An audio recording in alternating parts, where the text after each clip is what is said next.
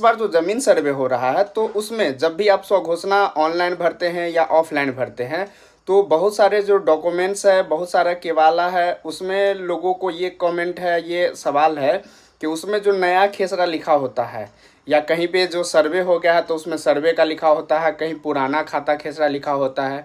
तो जो स्वघोषणा आप भरते हैं उसमें आपको कौन सा खाता खेसरा देना होता है।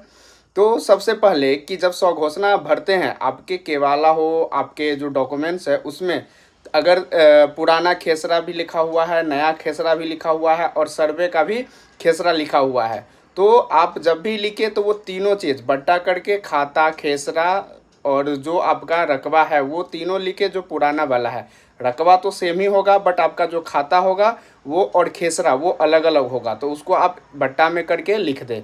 उसी प्रकार जब आप ऑनलाइन करते हैं तो उसमें भी वैसा ही करें।